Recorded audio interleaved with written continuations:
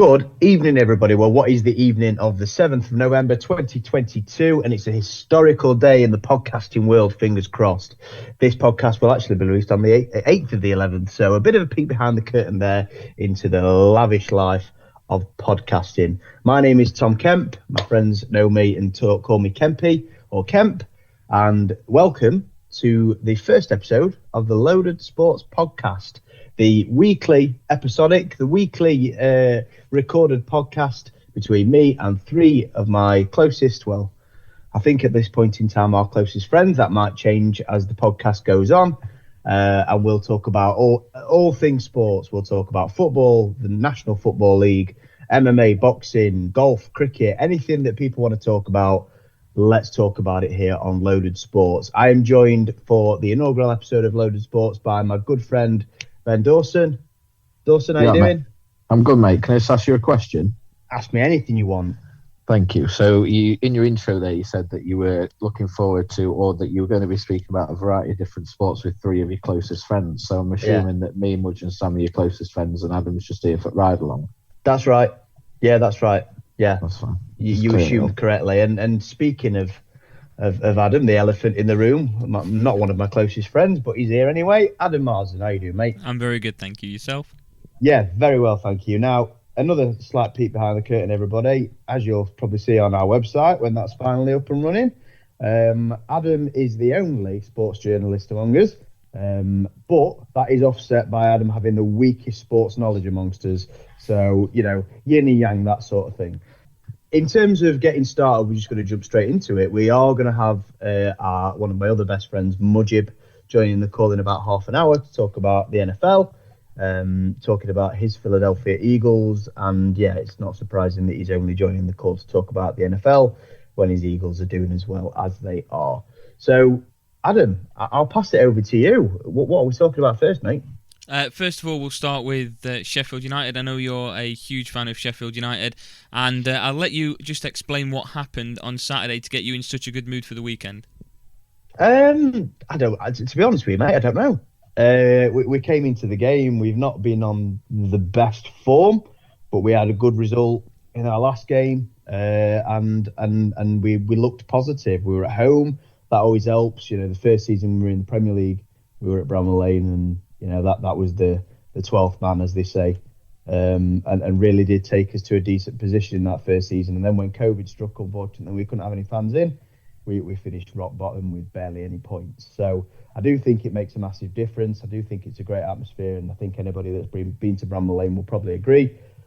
But yeah, Burnley have got this new tiki-taka style that Vincent Kompany's trying to sort of integrate into the club. I think it's great for them, and they are obviously sitting top of the league, I think, as it stands. But a good high press, good organisational skills, and good awareness at sort of set pieces, and a couple of scrappy goals. And sometimes that's all you need in the Championship to walk away 5-2 victors against the top of the league. So yeah, absolutely delighted.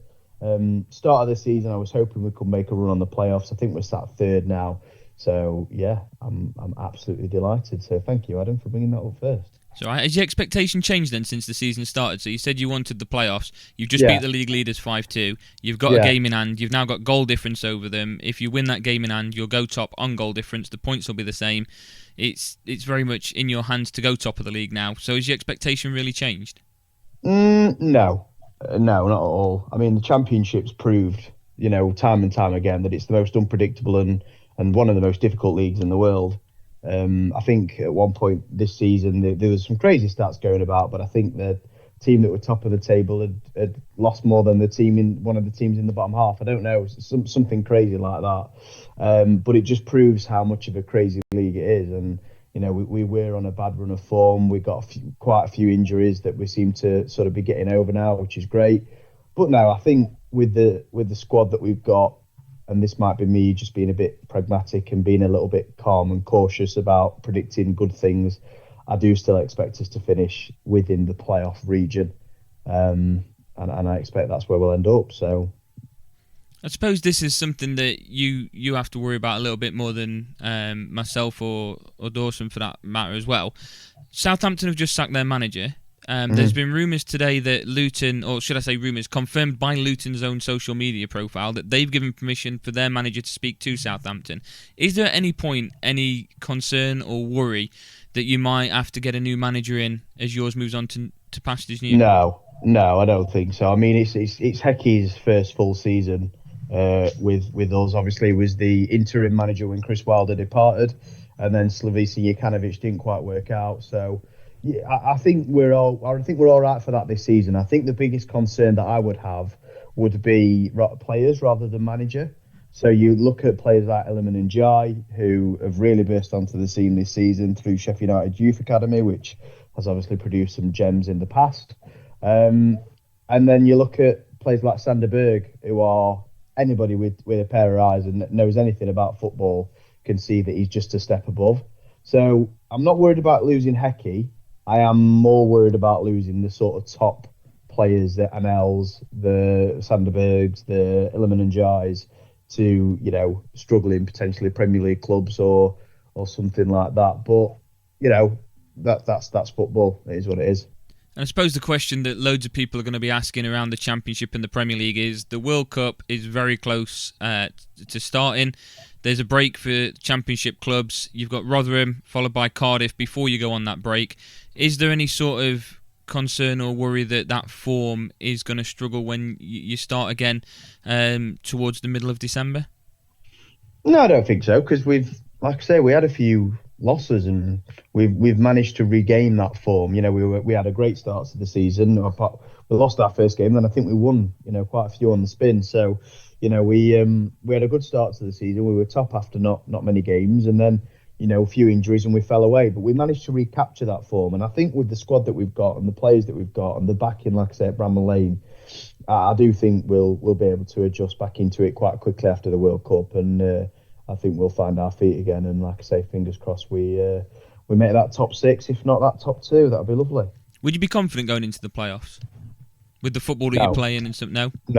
No, absolutely not. It's Sheffield United in playoffs, mate. We could have prime 2011 Barca team, and I wouldn't be confident about Sheffield United in the playoffs. But it's progression, and it's consolidating our position back in the Championship. Obviously, I know we've been here a couple of seasons now. It's progression. It's getting us to that sort of mid-table, to that sort of playoff region, and then hopefully we can have a decent campaign and then kick on again next season if we don't win the playoffs this year.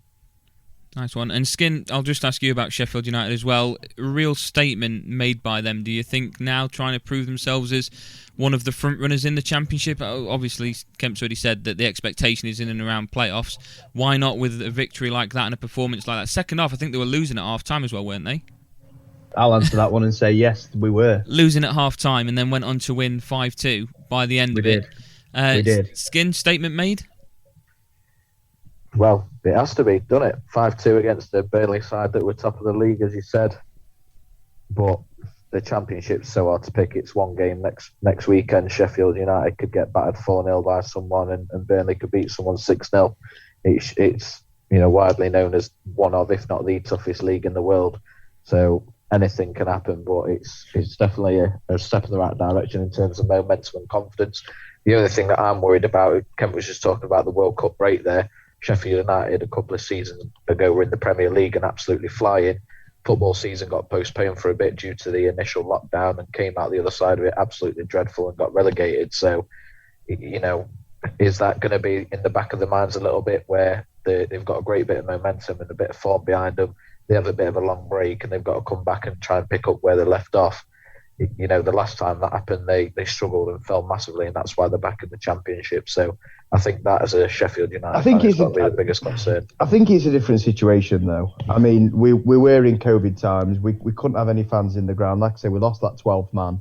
And I'll be honest, before, when COVID hit, we weren't great. We weren't. And obviously going into that COVID season, we were even worse. But I'd put that down just as much to the sort of poor recruitment than I would the break or the lack of fans. I think they're all a contributing factor, but I think the biggest problem we had there was the poor recruitment for for that level, and we just didn't keep up with everybody else. And again, injuries. We had Jack O'Connell injured that season, and he's still injured to today, and he might never play football again. So I think it's a different situation, but I understand exactly what you're saying. And from an outsider's perspective, looking in, that is a concern, I must admit, but we'll see. We're going to move from one of the more unpredictable leagues in England to one of the, towards the top side especially, predictable this year, as Arsenal and Man City look like they're in the running away from the rest of the Premier League.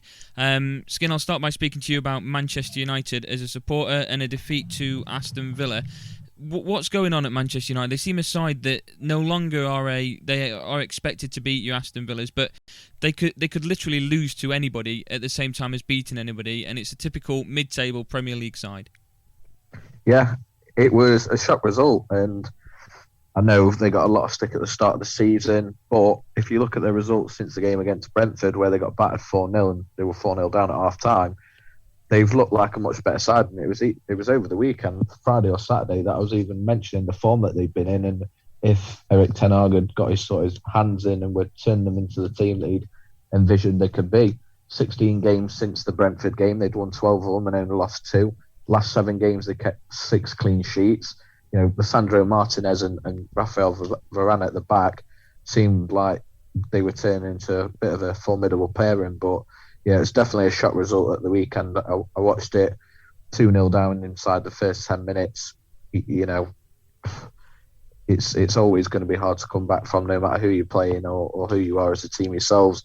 Leon Bailey just beat Lindelof for pace for the first goal. He caused United a lot of trouble in their pre-season game. And then Lucas Digne scored that free kick about, 3.5-4 minutes later. So it was a great start from Villa, the first game under Emery. It's a bit of a statement in terms of what kind of team they could turn into after the poor form they were in with Gerrard. But yeah, I'm not too worried because, the stats speak for themselves before that game. They were looking much better. But again, similar to what we just spoke about with Sheffield United there, it's this upcoming break that I'm probably more concerned about because, again, they were absolutely flying.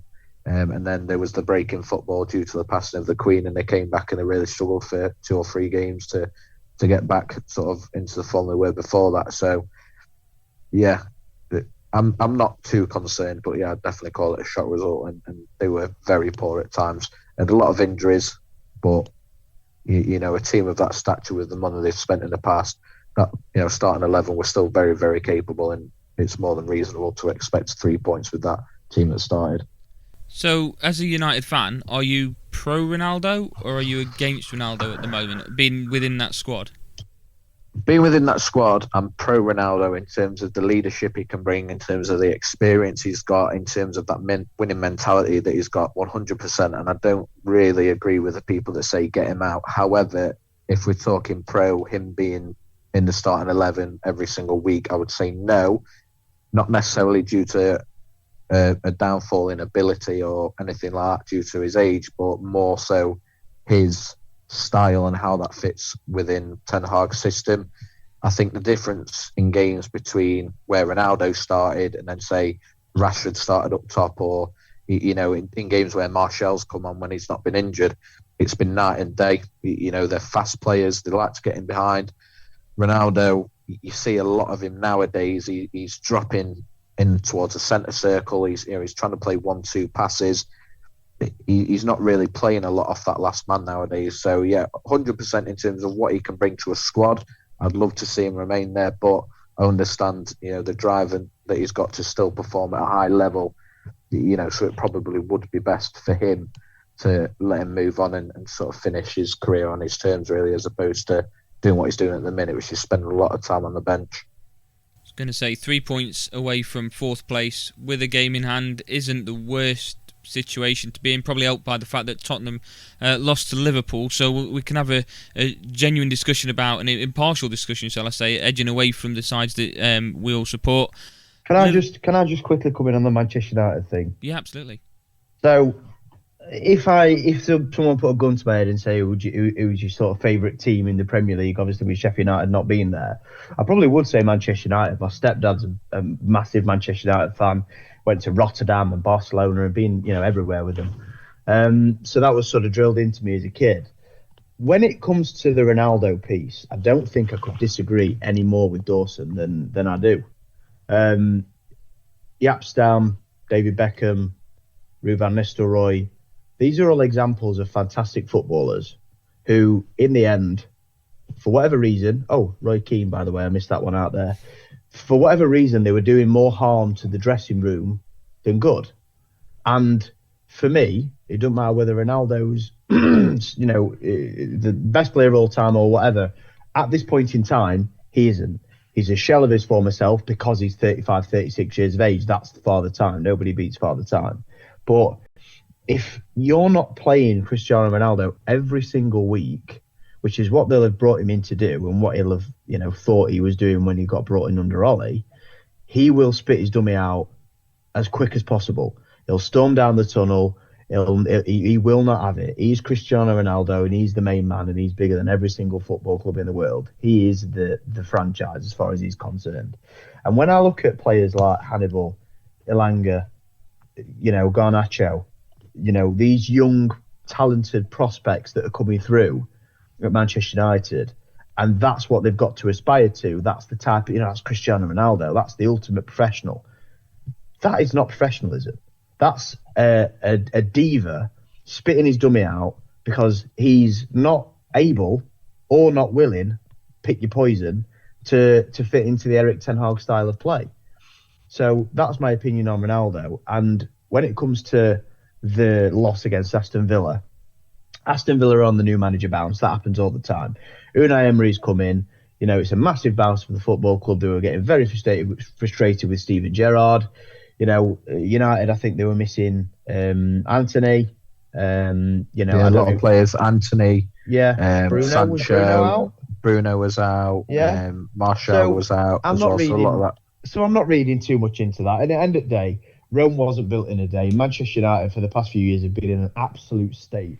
So to think that Ten Hag's just going to come in and break do everything in one season, Ten Hag needs 3 or 4 years and he knows that. So any Manchester United fans who are getting upset or worried or, we're getting beaten by Aston Villa, this is going to take time. It's going to take time. And, that's the way it is in football these days. It takes time for these things to rebuild. But Erik ten Hag, for me, already, in the few months that he's been there, he's already proven to me, at least, for whatever it's worth, he's the man for the job, in my opinion. So what's your message to Manchester United fans that are pro-Ronaldo and are on social media platforms criticising the way that Ten Hag's handled the situation, how Manchester United have gone about handling Ronaldo? Well, I'm not the best person to ask about social media because I despise it. I'll go on Twitter for my news and Instagram for updates and stuff like that. But as a social media user, I'm not a big fan of it. And that culture of, Cristiano Ronaldo fans, and you be a fan of who you want to be. But, there are, in this day and age, fans of players that will support whichever club that player's playing for. There's Twitter accounts that are dedicated to Cristiano Ronaldo that were a fan of Real Madrid when he's at Real Madrid, fan of Juventus when he went to Juventus, and now are supposed to be fans of United, now he's back at United. So I wouldn't read too much into that because that's a very, very fickle fan base anyway. But what I would say is, ignore the noise. In January after the World Cup, me personally, I'd try and get Ronaldo out. I'd say, you can have him, whoever's going to have him, you can have him on a free. But ultimately, we're not paying his wages. We're getting him off the wage bill. That's him gone. That's him done. And that's what I would do if I was Erik ten Hag and Manchester United. But I'm not. I might be bold, but I'm not Erik ten Hag. Fair enough. Skin, dare I ask your opinion on that? Yes, mate. I don't disagree with him. Like I said, in terms of what he brings to the pitch, I don't think it's quite there. In an ideal world, he would be that great leader and that great example of what it takes to win and what it means to win. But as I mentioned when I was talking about him a few minutes ago, he doesn't want to be that, and that's fine. He's a player. He's got his own rights in terms of what he wants to do with his career. Manchester United have their own vision of what they want to do, and if neither's philosophy fits with the other, then crack on and move on. There's no point wasting each other's time, really, is there? So big chance in January to let him go. Moving on to the news that was rumoured earlier on today surrounding Liverpool, who may have turned a corner with their victory against Tottenham. Quite a good 3 points for them to move up into the top 10 of the Premier League. The potential of Liverpool being sold. Kemp, I know you wanted to speak a bit more about this, but I'll just ask first of all, are Liverpool turning a corner with a victory against the top 4 side at the moment, like Tottenham? Yeah, I mean, Liverpool are going to be there or thereabouts. You know, you've seen teams in the past have poor starts to the season.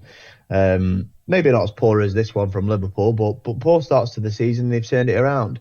Jurgen Klopp's a world-class manager. He's proved that since he's come into the Premier League. You know, he proved it before he was in the Premier League. And I've got no hesitation or doubt that Liverpool will be in the top 4 come the end of the season. You know, if not top 4, most definitely top 6. They've got problems. They've got an aging midfield. They've got, you know, not the best squad depth, but to be fair, they've not had unbelievable squad depth ever since they've sort of been pulling up trees in the Premier League and in European competitions. They just seem to have otherworldly levels of fitness to sort of, you know, counteract that. Turned a corner, yeah, I guess, but for me, not surprising. Conte, I think, sets up wrong in big games.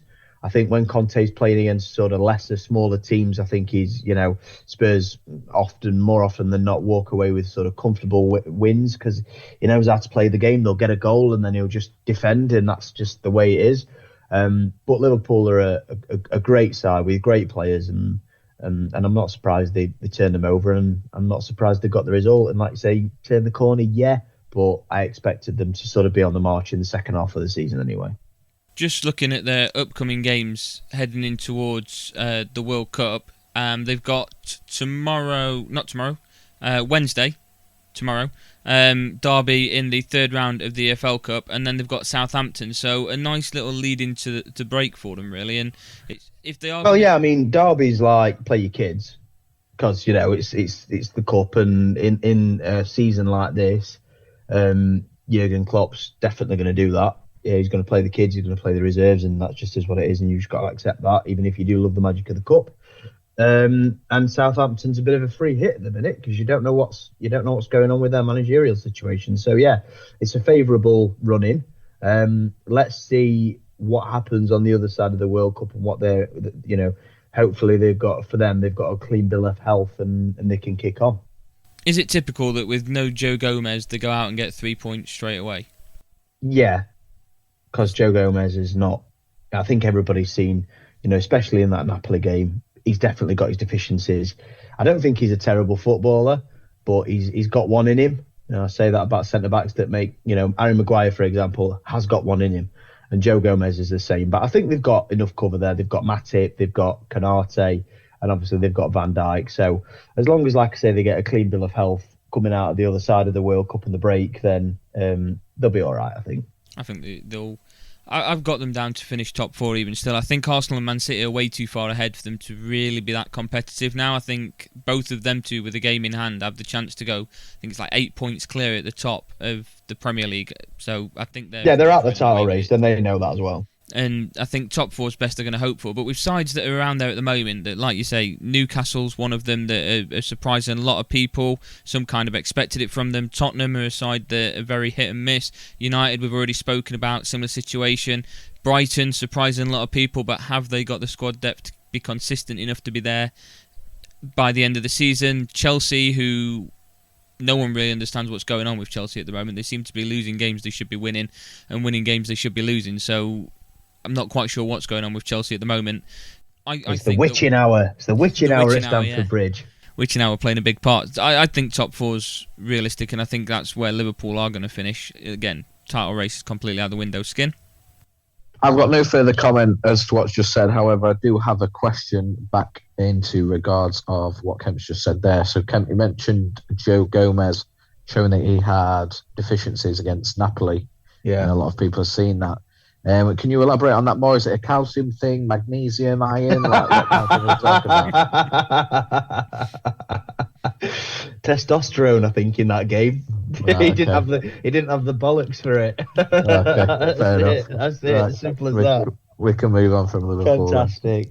There we go. Can move on to Arsenal, who for the last couple of years have been edging ever closer towards challenging for the title. This is their big opportunity to go ahead and win it.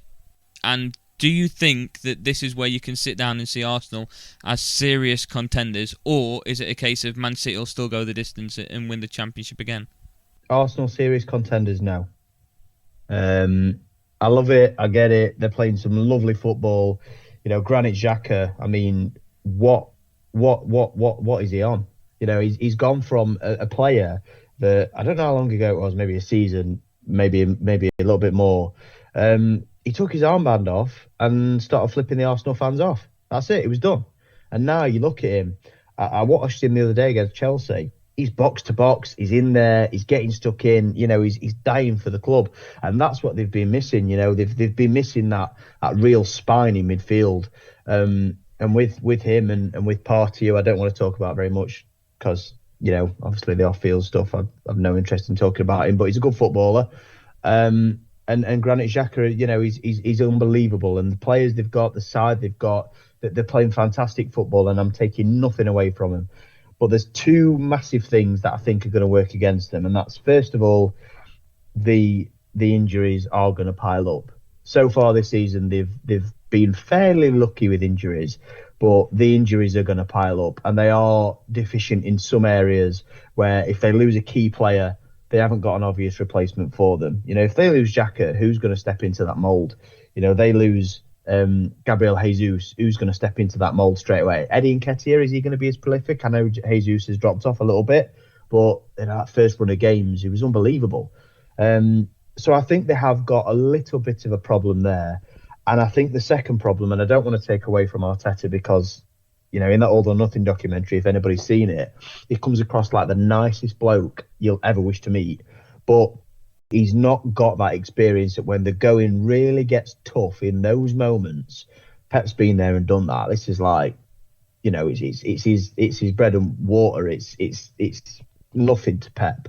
But I don't think Mikel Arteta's got the experience to handle it when it goes down the stretch. And I don't think they've got the squad depth to be able to compete with Man City. So to be honest, I think Man City are going to canter the league probably by about 10, 15 points. Squad depth I agree with, but don't you think that from sitting alongside Guardiola, going through those sort of motions with him, witnessing how it happens firsthand, has given him enough experience? No, because I think it's okay sitting there and seeing it, and that's brilliant. And that's, you know, he's had the best apprenticeship putting out cones for Pep that anybody could possibly have in coaching. But, you know, when you're the person making the decisions, it's a completely different kettle of fish. Completely different kettle of fish. I agree with you in the aspect that if there are injuries, that it's going to be Man City's to lose. But I think that if they can stay fit, I think Arsenal are winning the Premier League this year. I think this is set up to be their year. Those forward three, Jesus hasn't been scoring, you're right, and if Jesus doesn't play, they're going to be looking at Nketiah. But Martinelli's been performing quite well. Saka's still performing quite well. I think from a forward three, regardless of whether it's Jesus or not, yeah, it won't be as effective. But I still think they'll have enough about them to go out and grind those points. And defensively, they're doing quite well as well. They've been keeping clean sheets to get important matches. I think that so far they've beaten Liverpool, they've beaten Chelsea. I think the game against Man City got postponed, if I remember right. They've been beating some of the bigger sides in the Premier League. So I think if they can stay healthy, there's no reason why Arsenal can't go on and win the Premier League. And it could be student beats teacher sort of story for Arteta, couldn't it? Do you fancy a waiver on that one? Wager? What are you thinking? I don't know. If you think Arsenal are going to win the Premier League, I will bet you, you know, quite a bit of money that they won't, and that Manchester City will. Well, it depends on what we're talking, because I'm not. I'll give you decent odds as well. We'll talk about it after the show, but I'll give you decent odds on that. Let's do that then. Skin, we'll get your opinion whilst we consider a bet. I think Arsenal have been absolutely brilliant this season. I've watched 4 or 5 of their games. I didn't watch the Chelsea game at the weekend, but I've watched 4 or 5 of their games so far this year, and I think they've been brilliant. As I said there, they've been known for a very long time now as bottle jobs, as a team that plays fancy football but can't get the job done, and that is absolutely not the case so far this season. You're absolutely right in what you said there, Adam. They were meant to play Man City October 19th, but it was postponed due to the cancelled games after the Queen's death. So that's not been announced or rescheduled yet.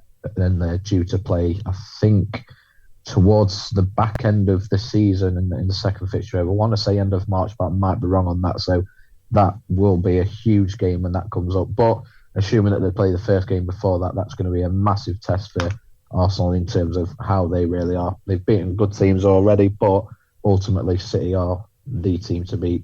So that'll be a very, very good game. But I have to agree with Kemp. City still win relatively comfortably. I'd go 8 to 12 points. And I think that will come down to the depth that they've got in the squad, because Arsenal get 2 or 3 little niggly injuries, players out for 2, 3, 4 weeks. I think that's when they might start to fall apart a little bit, because I don't think they've got a huge amount behind that sort of first 11 to 13, 14 names that they'd have on the team sheet. What do you think? A couple of signings away from being serious contenders? Yeah, definitely. But again, in terms of starting 11, there's not a huge amount of sort of focus. Maybe someone in the middle of the park, that would be starting every week. But again, I don't think they need to worry too much on that starting 11. It is just purely the depth on the bench and what cover they've got should they get those couple of injuries that, let's face it, they will get over the season. It happens to everybody. But the teams that end up towards the top are the ones that can cover that. Liverpool have struggled this season because they've had a lot of injuries, and they've got to the point where they can't back it up. United at the weekend had 4 or 5 players that are usually in that starting 11 out, and they've really struggled. So yeah, it will come down to squad depth. And if you look at all the teams across the league, especially that top 4, City have got the best squad by an absolute country mile. So for me, it's them all over. They've got the best squad, but like up against Fulham, I mean, they're reliant on Haaland, and I'm not going to say he's a bad person to be reliant on, because he's obviously phenomenal. He's proven that time and time again. But to go up against Fulham, go down to 10 men, and be reliant on a 95th minute penalty to even get 3 points out of it, them sort of performances, it's not going to be the Man City every single week, is it? But them sort of performances aren't going to get you anywhere close. Arsenal seem to be confident, controlling possession, controlling the game on a consistent basis. So there's nothing saying that if those injuries did come in, there's nothing stopping Arsenal from already having a reasonable lead ahead of Man City at that point. So what I'd say on that, sorry Dawson to interrupt, but what I would say on that is, when you listen to pundits and people talking about what champions are made of, and that's the mark of champions, and that's a sign of champions, to me, and I don't know if you'll agree, that's when you win games when you're not playing that well. Yeah. You grind 100%, and that's what I was going to say. City won that game. They weren't playing that well, but they won that game, and they got 3 points. And they didn't cover themselves in glory. They battered Fulham, and they still looked like the better team when they were down to 10 men. They didn't put the ball in the back of the net until they did, and they won. 100% agree, and that's what I was going to say, is that you said that there, Adam. Fair enough, they played Fulham, but let's face it, Fulham are having a good season. And I don't think it really matters who you're playing. They went down to 10 men with a lot of time left in the game. They conceded a goal and made it 1-1. I'm not being funny, but 80% of teams have been defensive and tried to take that one chance on the break or whatever it might have been. City were still the better side. And like Kemp said, they just didn't manage to get the ball in the net. Haaland had a goal ruled out for offside. But they were still attacking. They were still pressing. And they still won the game at the end of the day with one less man. So yeah, I completely disagree with that. Sorry, they just didn't care. To be honest, that they were down to 10 men, they just carried on, didn't change the game plan or anything. Just did it the Man City way. Okay, then with 5 minutes left before we start talking about the NFL, one quick question for both of you. Give me your reasons for it as well. We've got 5 minutes left. Your surprise team in the Premier League this season, or your team of the season so far, heading in towards the World Cup break. For me, in the Premier League. For me, I've said, I know I've mentioned that I don't think Arsenal will go all the way, but it has to be Arsenal. They're absolutely brilliant, and I expected them to be better than last season. They seem to have recruited pretty well, with obviously Gabriel Jesus being the obvious one. Ben White's playing out of his skin. Granit Xhaka, like I say, different player, but there's got to be Arsenal. You look at them and the top of the league, and you think, compared to the side they were last season, when especially towards the end of the season where they bottled it, you look at them now and they're flying. Do I think they'll win the league? No, I don't. But I think, if they can get top 2, top 3, and and they can maybe add a bit of silverware, I think this has been a fantastic season, and it's most definitely been a fantastic start for Arsenal. So I'd say Arsenal. I'm going to go Newcastle. Now, I know they've got the owners and the money and blah, blah, blah, blah, blah, but they haven't spent a huge amount yet. They've made some very, very good signings. I know they spent a lot of money on Isaac, the Swedish forward from Sociedad, but he's missed the last 7 games. He's only played 3 games for them. And I think they've been absolutely brilliant. They're currently 3rd in the table, point above Tottenham. They've only conceded 11 goals in their 14 games. They've scored 28, so they're averaging 2 a game. Just looking at the last few games now, they won 4-1 against Southampton at the weekend. They beat Villa 4-0 before that. They won 2-1 away to Tottenham the game before that. Won before that at Everton. So won their last 4. Before that, they drew 0-0 at United. Before that, they beat Brentford 5-1. Before that, they beat Fulham 4-1. So they've won 2, 4, 6. They've won 6 out of the last 8 games. They've drawn the other 2. For me, they're the team of the season so far. And again, I know they've got the money. I know they've got the signers that they want to sign. But without Eddie Howe's getting them playing, with still a lot of the same team that they've had over the last season or 2, I think is absolutely brilliant. And for me, he's manager of the season so far, and Newcastle team of the season. What about yourself, Adam? I were originally going for Newcastle, but whilst looking at the league table, I've come across Brighton, who look like they're a little bit higher than most people would have expected. And some of the sides that they've beaten, they've even lost their manager within that as well. He's gone to Chelsea.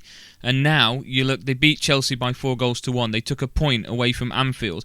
They've beaten some strong sides, and they've been getting, okay, defensively they're not great, but at the end of the day, they're scoring more goals. And the likes of Trossard and Gross are just contributing consistently for them. Beating Chelsea 4-1. Getting a point away against Liverpool, those sort of results, 5-2 at home to Leicester back in September, beating them sort of sides that are very strong contenders for top half, edging towards maybe European football. Beating those sides that are going to be in and around you in the league table, I think is going to play a big part in why they're going to be definitely within European football come the end of the season. I think next season we will see Brighton in Europe. Despite the fact the manager's gone and they've lost Cucurella as well, there's potential that they could also lose multiple other players in January. That's what normally happens when these sort of teams start performing. I think the sort of football that they've been playing hasn't changed since the manager's left, and they've continued to get these sort of results, and it speaks volumes when they're up in 6th place. A game in hand over 4th, they could go within 2 points of top 4 when everyone's played the same amount of games, and I think they deserve a shout out for that, Kemp. Yeah, I agree. I do agree. I think the new manager's not been in post for that long.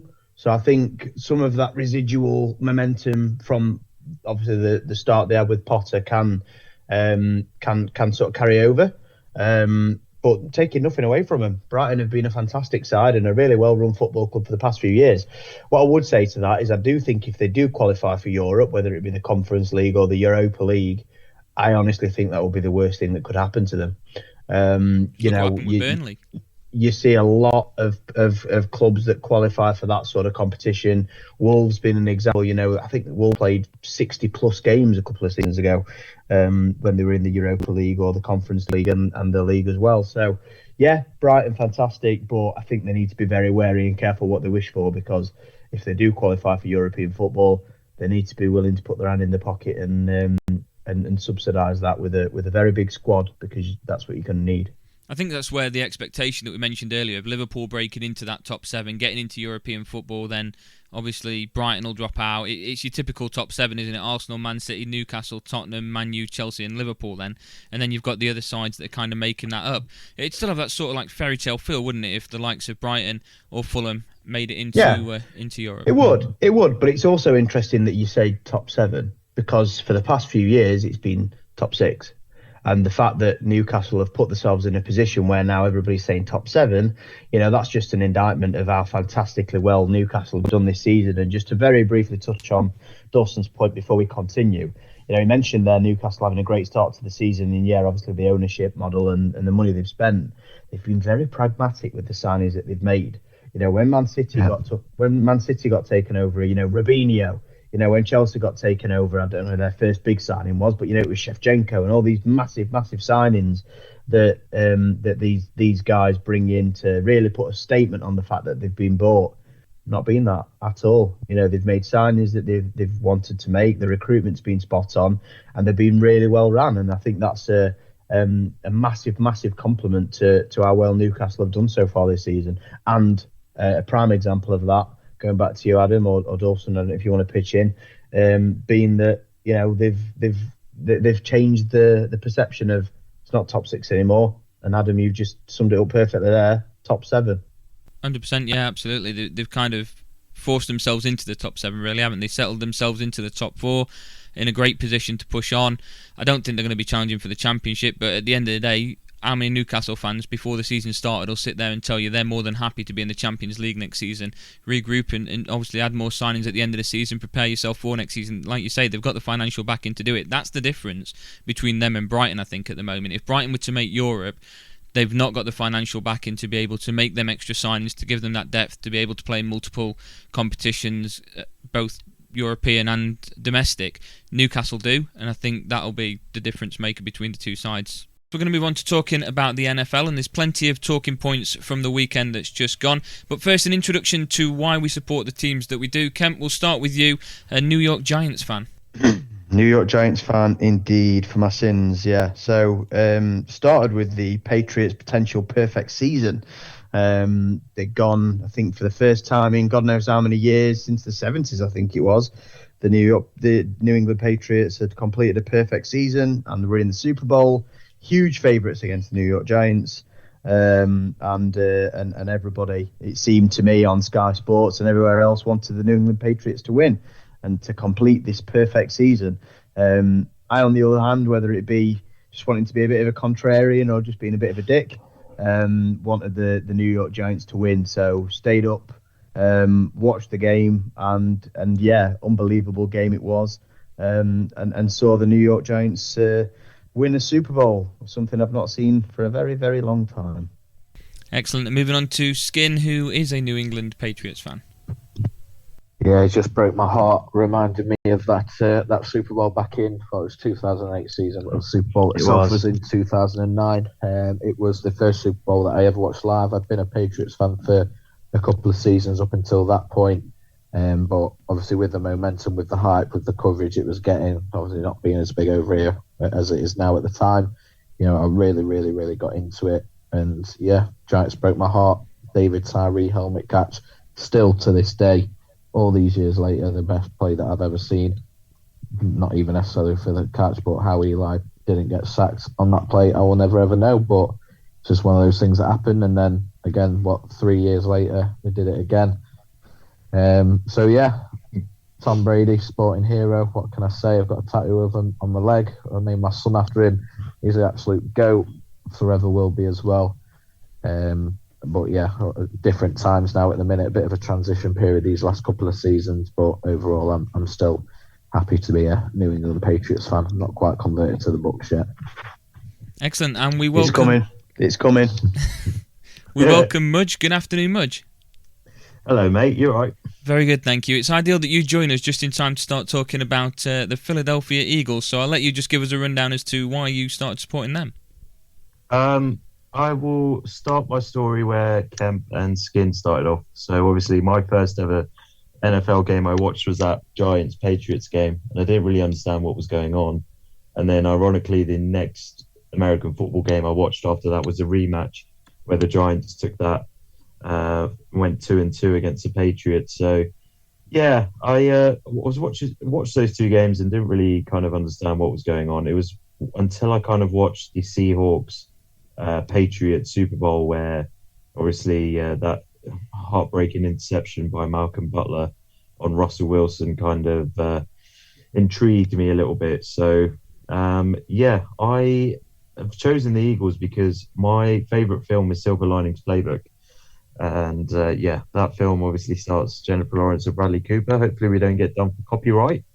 But yeah, I fell in love with that film, and that film was heavily based around the Eagles and how it kind of helped Bradley Cooper's character through his kind of mental episode. So, yeah, I followed us when we were really bad, and then 2 seasons later we won the Super Bowl. So, yeah, it's been a topsy turvy experience being an Eagles fan, but yeah, I think that's pretty much how I started supporting the Eagles, and here we are, 8-0, third season, and yeah, having the time of my life watching my team roll out. Potentially a chance to see a second Super Bowl for them. Similar to Kemp for myself for the Seahawks, it was just when I was at university, Seahawks played Broncos in the Super Bowl. Never seen an American football game before. Didn't really have too much interest in it up until then. Everybody was saying that the Broncos were going to win. There's no way the Seahawks are going to win. So to be that guy, I went for the Seahawks and they won. Didn't really pay too much attention until about 3-4 years ago when Skin asked me to join fantasy football and advised that I watch Red Zone, and my life was changed forever. And I was asked what team I'm going to support. I went for the Seahawks, thought I'd stick with it, and there we go. From there, being a Seahawks fan, seeing Russell Wilson, Bobby Wagner go, and now we're at 6-3 and surprising everybody, as it is. Plenty of talking points then to bring up from the weekend just gone. We will start with Umudge and the Eagles being 8-0. From an Eagles supporter, an Eagles fan, is there a way to beat them? It's a weird one. I think this year we were poised to go into this season being a really young but kind of a team with good potential. So I expected us, to be honest, to at this point be around 5-3, maybe 4-4 even. I think there are two main factors as to why we're doing really well. It's our turnover differential. So I think we're sitting at 14. So what that basically means is we're not turning over the ball and we're causing turnovers on our defense. So yeah, I mean, it's kind of tilted towards the right way where we're just stealing the ball and looking after it on offense. And the second reason is our young quarterback in Jalen Hurts. I think he's been lights out. I think he's kind of heard the noise in the off season, whether the Eagles should commit to him going forward. And I think he's given us kind of, no doubt in our minds as to who we're rolling with moving on. I think he's been brilliant. He's looked after the ball really well.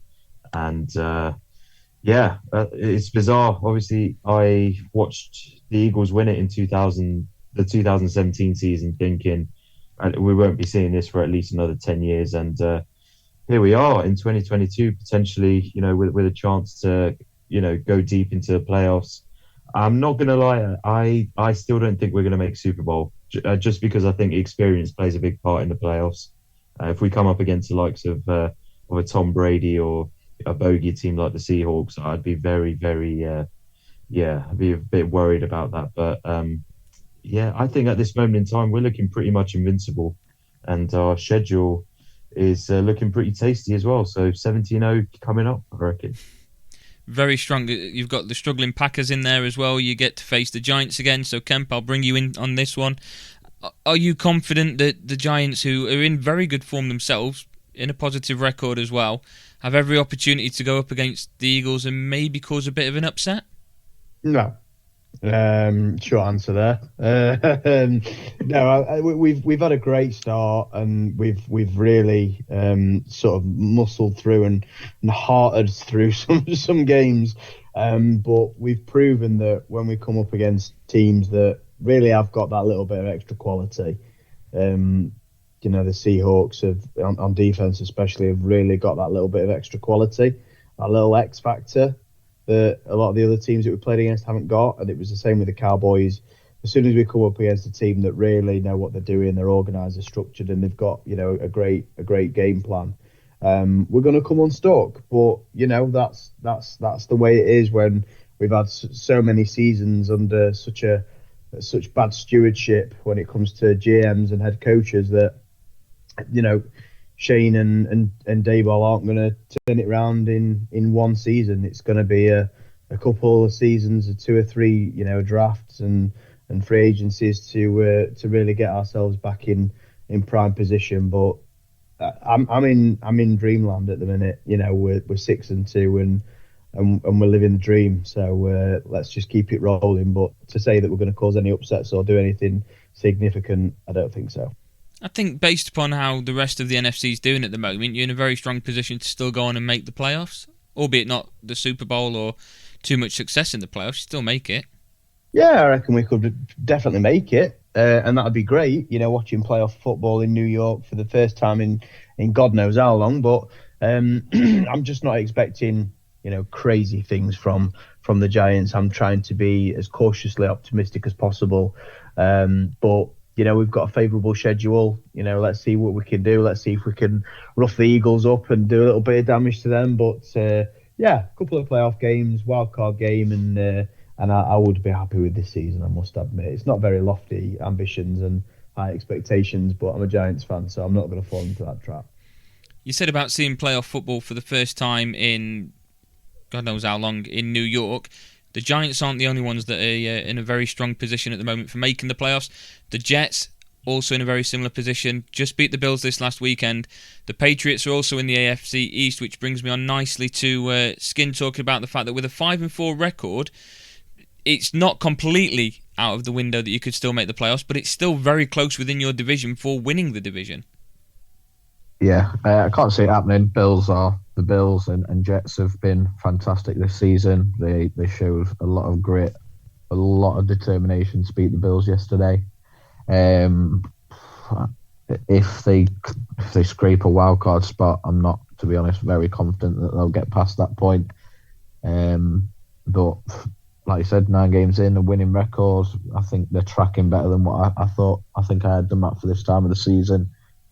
I mean, I'll describe the Patriots at the minute in the same way that I've described Mac Jones in the season and a half that he's been the quarterback.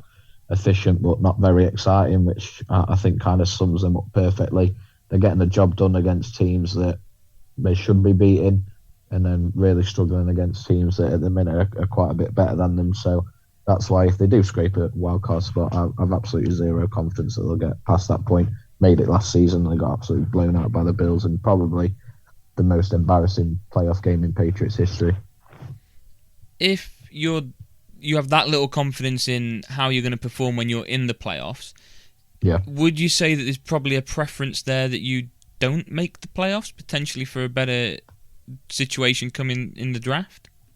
No, because Bills absolutely wank at drafting in first round, so I don't really care, to be honest. I think it's good for Mac's sort of career progression and his confidence in his ability in the franchise's confidence in his ability. So I'm not unhappy with a playoff spot, and I'm not unhappy with the team. I'm just, I think we've got to be realistic with where they're at the minute. They've got some good pieces. They've got some good young players that they've took in sort of later rounds over the last couple of years. But I think they're missing that extra piece or two. To be honest, I can't quite put my finger on it. I don't know if it's a wide receiver problem still that maybe is the issue. They've got a lot of good names there, but have they got anyone that's a real true out and out number one receiver? I don't think so, to be honest. So, and again, Mac is efficient, not exciting. I think, to be honest, the issues or the things that need looking at run deeper than just what's on the field. At the minute, Mac Jones has got a defensive-minded coach, not only as his head coach, but calling his plays. And I think if they're going to take his progression and his development seriously, they really need to look at that and not just give it to someone that has been a part of the team before and knows the franchise.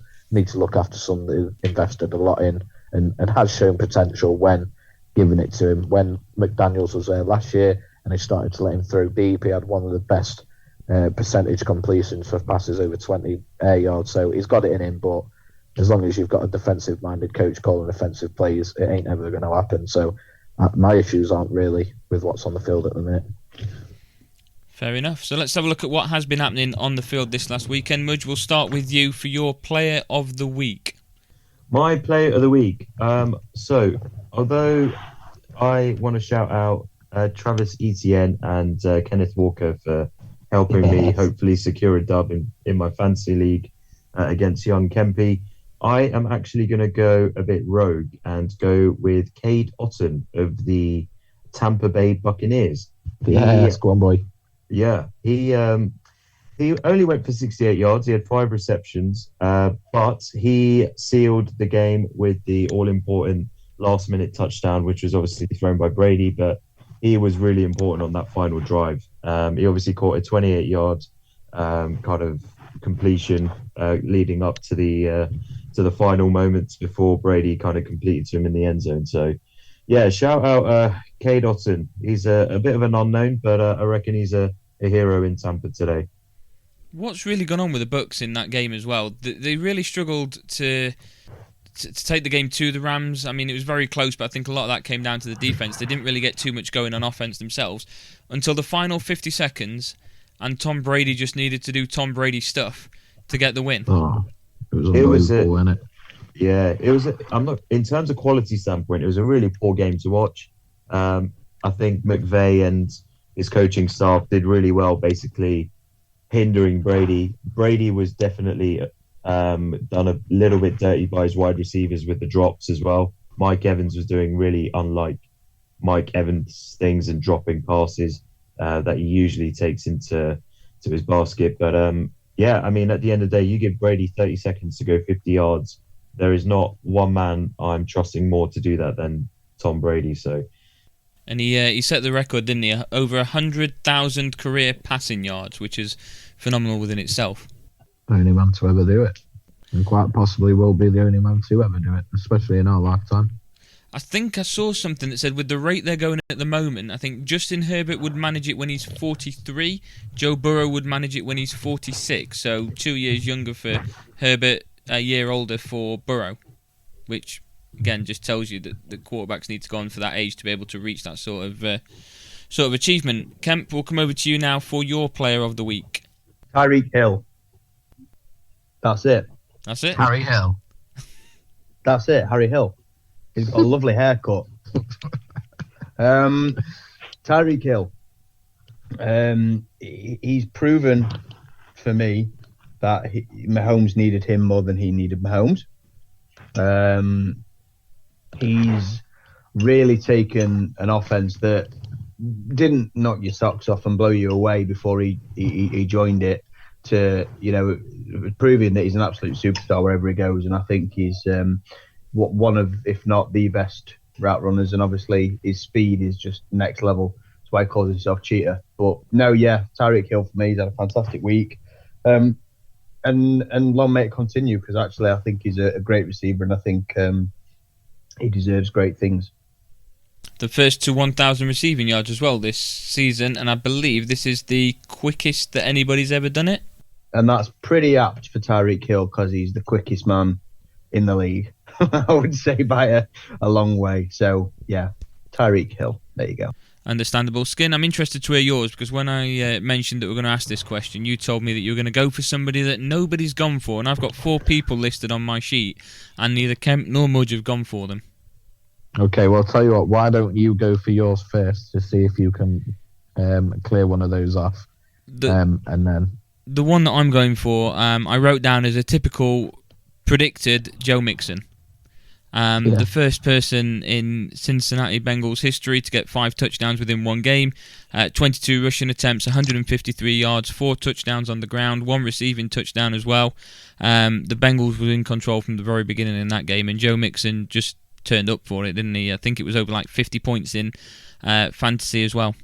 Yeah, 53 in normal league, 55 in PPR, which I'll know because I've got him in both. So thank you very much, Joe, if you ever come across this discussion. I think very worthwhile of player of the week for me there. Yeah, I think so.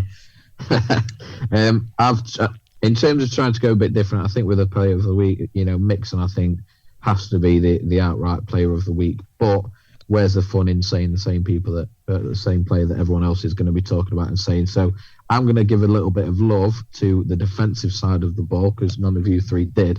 And I'm going to go Matthew Judon of my New England Patriots. He got 3 sacks against the Indianapolis Colts yesterday, and he now sits as the league sack leader.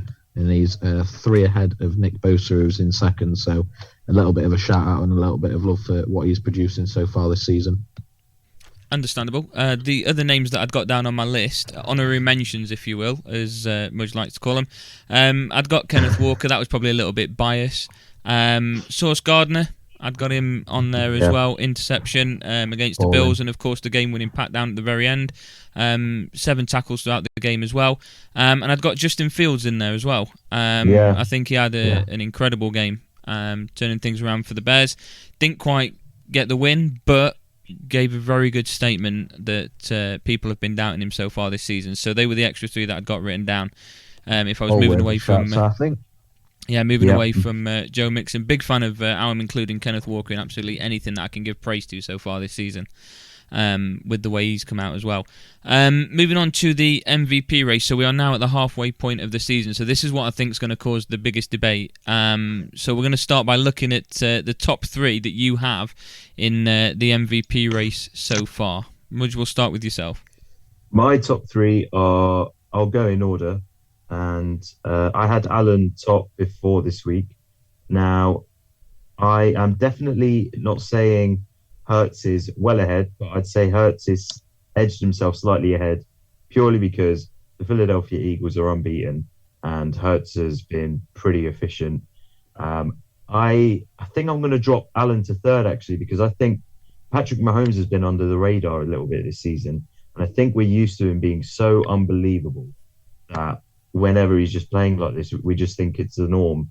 But Patrick Mahomes as number 2 and Allen at 3, I think those 3 are literally as close as it gets. I would not be surprised if we were to lose maybe next week, Hurts drops down to 2. But I reckon that those are the 3 unanimous picks. I cannot think of anyone else outside of those 3 that are in that race at this moment in time.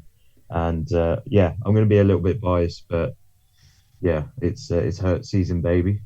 To be honest, I think everybody's going to be saying the same 3 players in different order. Have you got the same 3? I'm not. Are you okay? Okay, Dawson's not. So I'll keep mine nice and brief. I think Josh Allen will be the MVP. Jalen Hurts has been unbelievable. He's played so much better than anybody expected him this season, and I could not and would not complain if he was the MVP. But I think Josh Allen has just got that little bit more experience down the stretch when he's playing against smarter defenses. I think he'll be able to pick the right pass and make the right decision maybe more often than Hurts, taking nothing away from him. In second, I am going to go with Hurts. I think he's, like I say, been outstanding this season and being better than anybody predicted. But I don't think it's going to be quite enough. And I do agree that Mahomes has gone, under the radar this season because, compared to his normally unbelievable standards, he's not been, quite as good, but still elite quarterback. Absolutely. So same top 3, different order. Very boring, but apologies. I've gone pretty much the same as well. I've gone Jalen Hurts first, though, Josh Allen second, and then Patrick Mahomes in 3rd. So the exact same people, just in a different order to both of you. So, Skim, we'll move on to yours because yours is different personnel. Yeah, so Hurts and Allen, I have to agree, are sort of tied. They're sort of 1A and 1B as opposed to 1 and 2. But you've got to put Hurts as currently the leader of that race, considering the fact that they are unbeaten. I do think the league would still vote for Allen, though. We don't need to talk anymore. Everyone knows what he's produced and everyone knows how he's leading that team and how he's turned that whole franchise around, to be honest. So, Hurts and Allen are up there. Personally, I think it is Hurts at the moment with the Eagles' record. But the 3rd person on my list, and it's not someone that is going to win MVP because of the reason it will be obvious when I tell you it is, but it has to be Derrick Henry for me. In the last... I've got some stats to back up for why. So in the last 3 weeks, Tennessee Titans quarterbacks, whether that's Ryan Tannehill 3 weeks ago or Malik Willis over the last 2 weeks, but in the last 3 weeks, Titans quarterbacks have a combined total of 24 completed passes for a total of, let me just work this out, around 260 yards. That's in the last 3 weeks. 3 weeks ago, or 2 weeks ago, sorry, should I say, they won 19-10. Last week, they won 17-10. And then last night, they took Chiefs to overtime before losing to a field goal, 2017. To do that across 3 separate weeks with a combined total of 24 completed passes and around 260 passing yards is ridiculous. And that is all down to the yards and the pounding and the touchdowns that Derrick Henry is getting them over these last few weeks. So I think he has to be in the conversation when you think about what MVP stands for and what it means and what it's all about. Yeah, I can't fault you on that. I think if we're talking MVP, the reason I stray away from, I think it's always QB friendly, the MVP conversation, isn't it?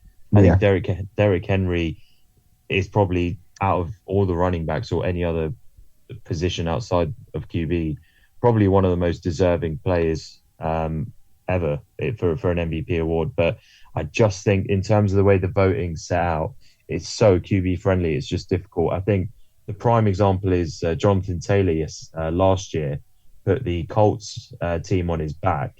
And I mean, in the end, they still went Rodgers. I think it's just a serious uphill climb for any position outside of QB to win the MVP unless you're doing kind of otherworldly numbers.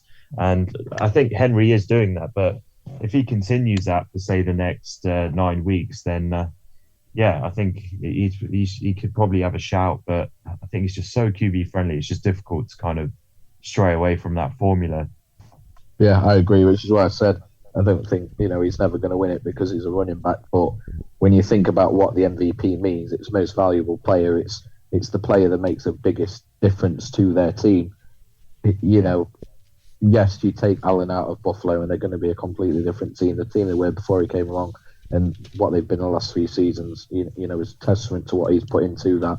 Hurts, they're unbeaten off the back of his fantastic play, but also the fantastic play of those around him as well. And on the defensive side of the ball, you saw what Tennessee did when Henry was injured towards the end of last season. They fell off a cliff. They somehow got the number 1 seed and they were never a threat. So just if we're looking at the definition of MVP, he's got to be in the conversation for me, because again, to have gone 2-1 over the last 3 weeks and that loss being an overtime loss against the Chiefs with 24 combined passes and not even 300 passing yards is insane, and it's all down to him. I think the problem is with the MVP race, and Mudge mentions how friendly it is and how heavy it is based towards QBs. You could check me on this one, but I think the last time a non-QB won it was in 2012. It was Adrian Peterson. Yeah. And that just shows you, the amount of unbelievable players that have played in the league for the past 10 years, and it's been QB. So it's understandable. I get it. It's the most important position on the field, but at the same time, it would be nice to see these star running backs putting up these unbelievable numbers and winning these games for their teams. There's 3 wins there 2 wins and a very close loss that you can put solely on the running back's head. So I understand what you're saying and I do agree, but I think that's just the way of the sport and the way of the world, isn't it? Yeah, I think based upon the teams that they've got in their division as well, they're pretty much set to go into the playoffs. You've got to look at the Colts, the Jags, the Texans. None are really pulling up any trees. And with Malik Willis or with Tannehill, Derrick Henry keeps on producing the way he's producing. They're definitely going into the playoffs. And I think you've said it before to me, Kemp, that they're not going to do anything in the playoffs, but they're going to get themselves there. So there's nothing stopping Henry from maybe being looked at more for offensive player of the year. I know it's not the same, obviously, as winning the MVP, but there's still that option there. I just want to mention the last running back to win the MVP award was actually Lamar Jackson in 2019. Shout out my boy Liam for that. He'll like that one. Get your facts right, Kemp, in future, please. No comment? Nice one, brother. No. I wanted an intelligent retort. I don't think I can give you one. You came to the wrong guy. I did. But no, I meant for myself more than anything. I don't see Lamar Jackson as a running back, because I don't think I've ever seen a running back fumble the ball that many times. I hope Liam listens to this. He's going to be seething. Yeah. He's thinking it's TalkSport. He's going to be ringing one of us to come back to us. And we're not live anymore, mate. It's pre-recorded. I feel like our our co-host Sam would be in his element on this topic, but he's currently enjoying himself in Orlando. So he's missed out on this one. Yeah, I bet he can't wait to come back and start talking about this and his own quarterback in Aaron Rodgers and what's going wrong with Green Bay. So we'll have a quick, brief discussion about what is happening in Green Bay at the moment. They've gone from a side with a quarterback that got the MVP 2 consecutive years, and at the moment he just seems to be struggling to get anything going. Where's that all going wrong for Green Bay? They're just fucking shit. Like, well, that's that then. They're. I think we can all agree, right? Aaron Rodgers is undoubtedly a first ballot Hall of Famer. Like, he is one of the greatest QBs to have ever played the game. Yeah. He's been very underwhelming in the playoffs. Don't get me wrong. I just think he is in a situation like this. You need, especially in that position, you need a quarterback to elevate the play around you. I think he's just such a terrible teammate. He's just not the leader that you need on that team. And there's a lot of finger pointing from his side, but to be honest, his play has been pretty much subpar. I think he's threw 3 picks yesterday, which I think is the most he's thrown in God knows how long. But he is usually so careful with the ball, and this year he's just been a bit off. I think, and I get it. He's obviously our current reigning MVP, but rest assured he will not be in the running for that award this year. So, I think a lot of it points towards Rodgers. I think LaFleur's play calling might be questioned a little bit. But yeah, I mean, if anyone else wants to chime in on why you think... I'd just like to brag about my bold prediction being Rodgers to not get a single MVP vote this season. So, yeah, I mean, looking back at that now, and you often do when it comes to bold predictions, when you look back at that, it's crazy to even think that was a bold prediction looking at that now. But it was, and it was absolutely legitimate, with him being the MVP in incumbent coming into the season. I think the big thing with Aaron Rodgers is his mentality thing more than anything else. And, he's not got that many weapons at wide receiver. He's not got that many options. And I think the toys just keep getting thrown out the pram. He's looking outward every single time something doesn't go his way. It's outward. It's somebody else's fault. It's not my fault. It's the play calling. It's this. It's not. I've not got weapons. Ultimately, accountability. Take it upon yourself. Look at yourself in the mirror. And he's not doing that. And when you've got young receivers and young players around you, that's the last thing you need. Yeah. Doesn't look to be getting any easier for them with the schedule upcoming as well. They've got Dallas this weekend, fresh off the back of a bye. Then they've got the Titans. Then they've got the Eagles, who by that point could easily be 10-0. Then the Bears. Then they're back on a bye again. But even against the Bears, they didn't look too comfortable, did he, at that point? And like you say, he's got nobody to be able to really throw the ball to. So it begs the question: is there a chance that this is the last year that we see Aaron Rodgers in the NFL? Definitely not. No. I think it might be the last year we see him in Green Bay. I reckon trade talks might heat up, and I think the relationship might be past salvaging. But I mean, obviously they paid him. They've kind of extended him to a hefty contract. But yeah, I think Green Bay have to make a big decision here. They've obviously stuck by 12 and told him, we want you to kind of lead the future for the next 2-3 years. But I don't know. Do you give him one more season after this to kind of show he can do it again, or do you rebuild and start afresh? It doesn't look like he wants it, mate, does it? Like you said it yourself. Sorry, in terms of the team player that he is. Like you said, he's one of the greatest quarterbacks to ever play the game, and I absolutely agree in terms of talent. But you look at him compared to Brady, and some of the offensive sort of pieces that Brady had with him at times at New England Patriots, and he still performed. He still pulled them through. He still rallied, and that might have been with an arm around the shoulder and a motivation. It might have been with getting pissed off and honest with them, as he's done recently with the Bucs. But ultimately he pulled the team through with him, and not. It seems to be the opposite with Rodgers, where it's like either you're on my level or I don't care.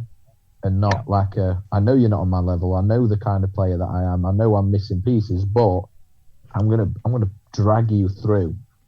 to the level that I need you to be at, and it's never seemed to have been there with Rodgers, and I think it shows a lot about a players how they react when they're put in that position, and Rodgers has not looked great at all this season so far. Do you think that the Packers should sit him for Jordan Love? No.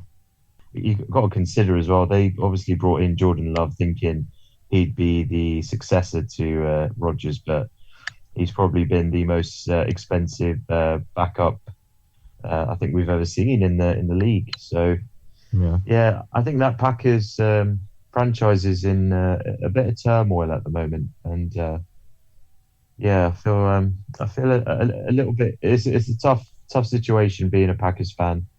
But if you're in Orlando, like my boy Sam, enjoying it, hopefully it softens the blow of what's going on in Wisconsin right now.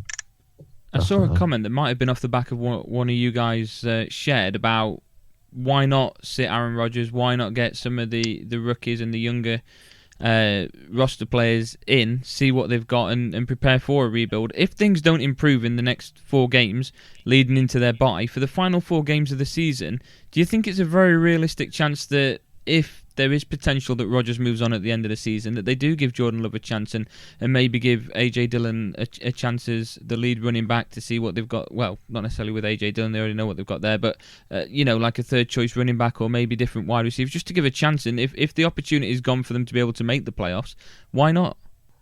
I think they're moving on from Jones personally anyway. Aaron Jones, their starting running back, I think they will move on from him next season. I just think that's purely because of a cap hit situation.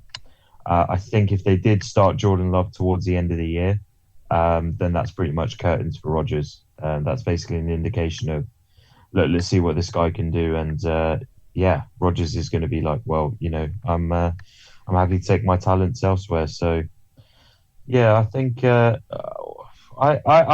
think that's a good move if they did play the rookies at the end of the season, get them some good game time. It worked wonders with Mahomes. For example, when Smith kind of sat out the final game of the season, Mahomes, although he didn't play particularly well, he got that experience. And, I don't think that, I'm not saying that game was necessarily kind of helped him go to kind of have an MVP season the following year, but I think you need to get used to the pace of the game. So, yeah, the more time you get, the better. Just before we do move on to speaking about the MMA and boxing with Kemp, plenty of trades happened on trade deadline last week. Didn't have a chance to go through them all, so just one that stood out for you that really made an impact this weekend that's just gone. He might have not made a big impact, but I like the Kadarius Toney trade to the Chiefs. There's obviously an attitude situation there. I don't think the Giants would have pulled the plug on him easily, but from his college tape, he is one of the most. He's an unbelievable route runner, I think, and we saw that on Sunday. He got 2 targets, but on one of his receptions, he just ran an inside zig, and he just looked so clean. I think he'll be good for Mahomes. They're obviously loading up on wide receiver to help him out as much as possible. I like the Kadarius Toney trade for the Giants. Listen, he's got a fantastic quarterback now that he's playing for. Jones is not that. He's been very efficient with the ball this season. He's been great. He's been very careful, and that's in previous seasons he's been very guilty of not being that.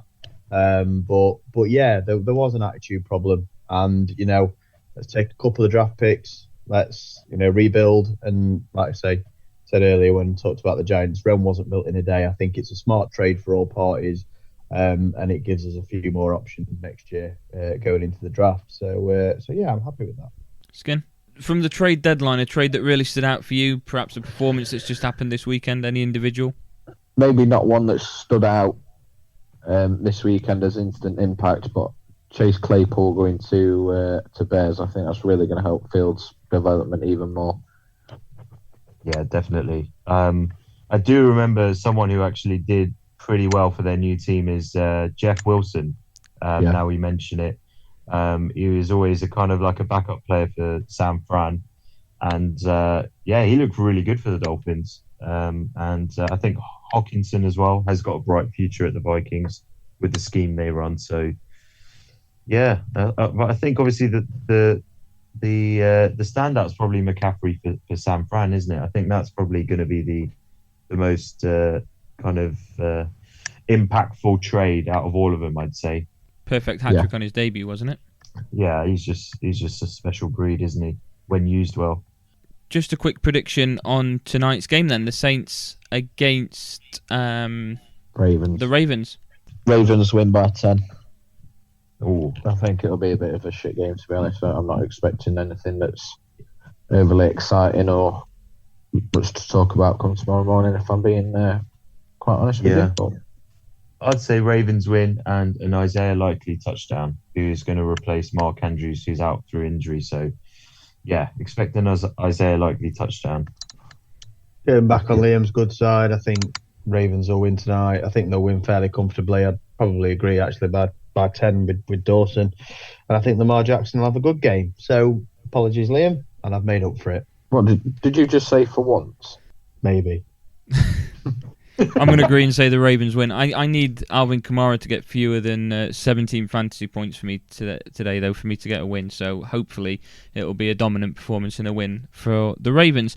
Kemp, I'm going to cross over to you now so you can discuss MMA and boxing at length. Yeah, so thanks, Adam. I'm going to move on to a bit of boxing now and then a bit of MMA. And I'm going to probably lean on my glamorous assistants, Mujib and Dawson, just to add little bits and pieces as and where they want to. So just a little bit of news on the boxing side of things. Dimitri Bivol defeated Gilberto Ramirez this last weekend to retain his title. 21-0 now, I believe. And he's the WBA light heavyweight champion. And yeah, he's looking like the machine that everybody knows he is. There's going to be some interesting fights coming up in the near future. He may be fighting Beterbiev, who is a older guy, but he is considered one of the best pound for pound fighters in the world. So that's going to be interesting. There's also always the possibility of a Canelo trilogy if Canelo wants to jump up to that weight again. So yeah. Very interesting times in the ring. At the ring, just as interesting. You've got the Tyson Fury and True Geordie rivalry that seems to have started. I don't know if any of you boys have seen this, but I completely agreed with True Geordie's line of questioning, and he wasn't letting Tyson Fury get away with the absolute bullshit that is the Chisora fight. And I agree with him. So yeah, I agree with you 100%. I think it stems from the fact that I think Fury is weirdly trying to duck the AJ fight. I think you can't really look away at it. I mean, what do you think in regards to that? Yeah, I mean, it's one of them where I'm becoming less enthused about that fight the longer it goes. The longer we talk about AJ Fury, the less I'm bothered about AJ Fury, if that makes sense. Fury, I understand why he's fighting Chisora, but to put it on BT box office and expect probably people to pay 25, 30 quid for it when Tyson Fury beat him last time with, fighting southpaw, fighting with his left hand because it's that bloody easy for him against somebody like Chisora. Mad respect for Chisora, an absolute legend of the game, but compared to Tyson Fury, he's just not on that level. So, fight I probably actually won't be watching, and I'm the one talking about boxing on the podcast. Moving on to AJ, you mentioned there, it looks as though there are 3 potential options for him going forward. Hrgovic, which is probably a fighter I'm not sure many people, who especially casual boxing fans, will have heard of. And then 2 that you might have. Dillian White, potential rematch on the cards there, coming off that loss against Tyson Fury. And Deontay Wilder, which I think would be a crazy fight, but I don't think it's the best move for AJ right now. I don't know if Mudge, Dawson not that bothered about boxing, but Mudge, I don't know what you think about that. I think it's interesting with AJ because he's obviously coming off a loss from Usyk, and there'll be questions as to whether he can still pull kind of great pay-per-view numbers, even though he's not champion now. I think if he did go for the Wilder fight, it'd be quite rogue on his part. I think he needs to kind of step back and build again, and then maybe see if he can go. I agree. Yeah. Business-wise, I completely agree. I think fight-wise, I'd love to see that fight. I think it'd be really exciting. Yeah. But business-wise, in terms of his career, if he wants to keep fighting for a few more years, I think that's what he needs to do. And I think that was part of the decision-making when it came to not taking the Fury fight. DAZN and Matchroom Sports have just signed AJ to an exclusive deal. And if AJ goes out and loses again, and especially if he gets knocked out by somebody like Deontay Wilder, who can knock out anybody on the planet, that investment, that golden goose, has gone right down the pan. So I think that's the situation with him. I don't know if there's anything else anybody wants to add on the boxing side of things before I nip on to the MMA. I think, sport, mate. I didn't hear what you said then. What? So it's a dead sport, mate. Oh, well, I agree. In some respects, I completely agree. But that is the end of the boxing segment. There you go. That's it then. Yeah, Dawson's just ended it there. So we'll move on to UFC 281, baby. It takes place this weekend at Madison Square Garden in New York, New York. The main event is Israel, the last stylebender, Adesanya, against Alex Pereira. Now, Alex Pereira might not be a name that many people have heard, especially people that are, maybe a bit more casual MMA fans. But essentially, this guy's got a 6-1 MMA record, and he's fighting for a title in one of the most historically competitive divisions in the sport. So you mentioned there, Mudge, straight away, huge. Why is it so huge, and who do you expect to win? He's beaten him twice. He has. As a kickboxer. He has. I think there's a lot of mind games going on right now. Adesanya is usually very good at kind of being a troll in terms of lead up to press conference. So it'd be interesting to see what he's like. But I think he's going to be a little bit cautious. I think his team are a bit wary because losing once, fine, fair enough. And, going back to boxing, AJ lost to Dillian White in the amateurs and then obviously owned him in the pro fight. But to lose twice to the same guy, I think it kind of says something about that matchup. And I think in the UFC, anything can happen in that ring. So it'd be interesting. Israel's very, very good at kind of executing his game plan. But I think if Pereira kind of goes out, Pereira's got knockout power as well. I think if he goes after him, could be dangerous for Israel. It could. And we're going to have to see something different from Israel Adesanya this weekend. Is he, for the most part, the vast majority of the times, has outstruck his opponents and fairly easily at that as well.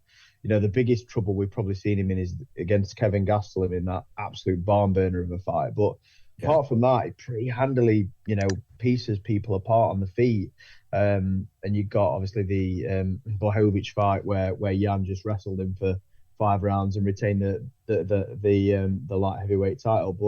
But yeah, Izzy's got something to do this weekend. The last time these guys squared off against each other, Alex Pereira flatlined Israel with a left hook. So that's going to be weighing heavily on his mind. And Izzy's a master of the mind games, like you say. Is he gonna be fall victim to those same mind games? Because at the end of the day, you've got somebody here that's the last time they met each other, he was on the floor, with his eyes rolling back in his head. So it's going to be very toes curling. Toes curling, that's it. On this card as well, it's a crazy card, and it's really gone under the radar. You've got the women's strawweight title fight, Carla Esparza versus Zhang Weili. That's gone under the radar because Carla Esparza won the title from Rose Namajunas in probably the most boring fight I've ever seen in my entire life. Yeah. But she got it done. She got the win. I think Zhang Wei Li might spark her. Probably will, but yeah, it's going to be a great fight, and I can't wait for that one. But I mean, the third fight on the card, Dustin Poirier, Michael Chandler. Is there any way that this is not an absolute barn burner, Mudge? My issue with the ordering of the main card is, I get the women's strawweight match is a title match. I get it. But that Poirier Chandler match should be co-main. Like, I think that should be second in terms of height. It's a crazy fight. It's a crazy fight. And I get what you're saying, but you know, one of the reasons I like MMA and I love MMA so much is, for the most part, with some notable exceptions, but for the most part, actually, no, I don't even think there have been that many exceptions in the past few years. I mean, even at UFC 200, where you've got Brock Lesnar fighting, coming out of retirement, you still had Miesha Tate versus Amanda Nunes for the title in the main event. You know, that's what the UFC does, and I respect the UFC and like the UFC for doing that. The titles are bigger. You know, even though you will have a main event at times where there isn't a title on the line, if there is a title fight on the card, that's the main event.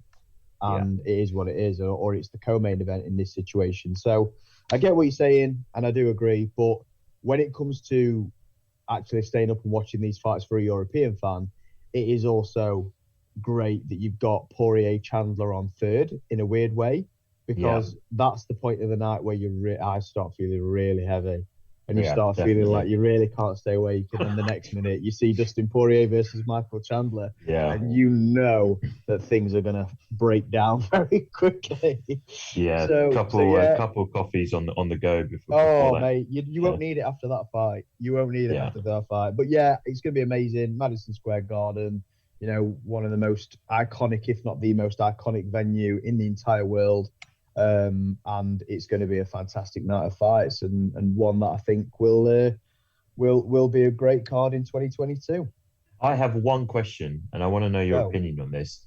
Do you think Dana is actively looking for a new champion for the middleweight by giving Alex Pereira the shot at only 7 games into the matches into UFC? No. So what I think he's doing, and I think he's doing it correctly and well, is Alex Pereira has got a very limited skill set.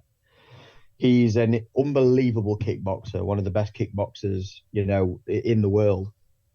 And he's been given fairly favourable matchups to get him to the point that he's at now. If he'd not beaten Israel Adesanya in the last, you know, twice in the last, you know, few years in kickboxing, then he wouldn't be in this position. He wouldn't be in the position that he's in. But ultimately he did. And that's got to be considered. And the fact that they've given him some favourable matchups, you know, you give him the title fight, and you have that matchup against Israel Adesanya that, you know, he's a genuine threat to Adesanya, even though he's only had 3 or 4 fights in the UFC. And I think it's smart matchmaking, because then that gives Dana the opportunity to, you know, maybe bring some new stars. You know, at the top of that division, you've got Robert Whittaker, you know, who's been beaten by Izzy twice. You've got Paulo Costa, who's been beaten by Izzy. You know, he's kind of cleared out the division. So if I'm Dana White, I'm probably making the same match, to be honest with you. I'm probably doing the same thing, so I can't complain. Fair enough. Yeah, I can't complain.